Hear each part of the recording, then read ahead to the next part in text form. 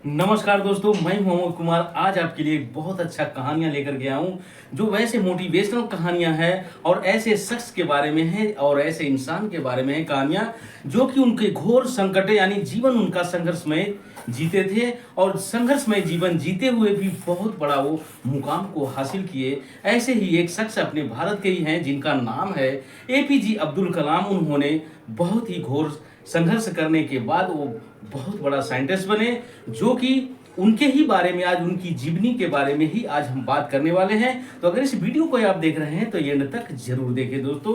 तो चलिए हम बात करते हैं सबसे पहले कि अब्दुल कलाम जी का जन्म कहाँ हुआ। तो अब्दुल कलाम जी का जन्म 15 अक्टूबर 1931 में तमिलनाडु के एक धनुषकोटी गांव में हुआ था, जो कि उनके पिता मछुआरों को किराए पे नाव दिया करते थे और उन्हीं से उनका भरण पोषण चलता था। अब्दुल कलाम ने भी अपनी पढ़ाई के लिए पेपर को बेचा करते थे और उसी से अपने पढ़ाई के कार्य को किया करते थे। डॉक्टर कलाम ने अपने जीवन में अनेक चुनौतियां का सामना किया और उनका जीवन सदा संघर्षशील रहने लगा था। और एक ऐसे ही व्यक्ति की कहानी है जिसने कभी हार नहीं माने और अपने पथ पर लगातार चलते रहे और तथा देश हित में अपना जीवन को न्यौछावर कर दिए और सदा अपने पथ पर चलते रहे।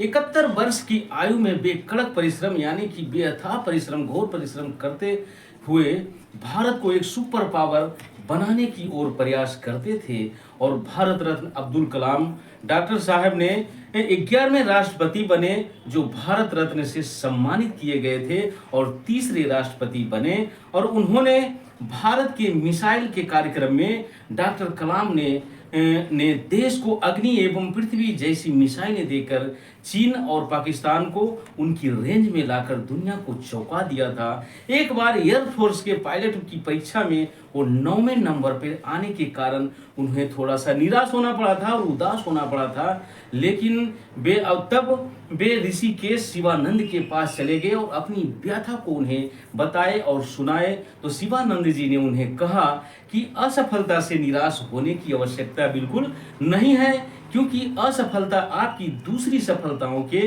द्वार खोल सकती है।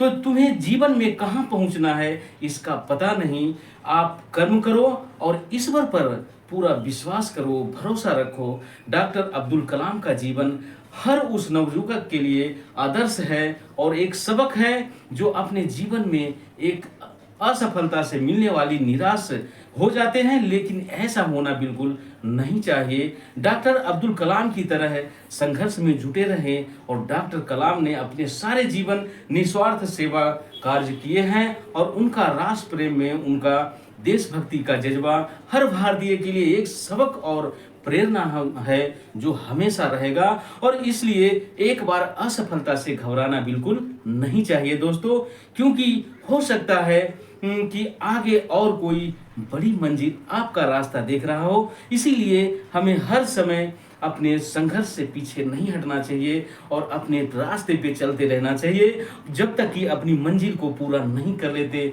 तब तक हमें चलना चाहिए। और इसी तरह से मैं वीडियो को लाया करता हूं दोस्तों। और इस वीडियो से अगर आपको कुछ सीख मिला हो या जानकारियां मिला हो तो आप एक कमेंट बॉक्स में कमेंट जरूर करें। तो इसी तरह से और भी वीडियो में लाया करूंगा फिर मैं नई जानकारियों के साथ। तब तक के लिए आप लोगों को नमस्कार।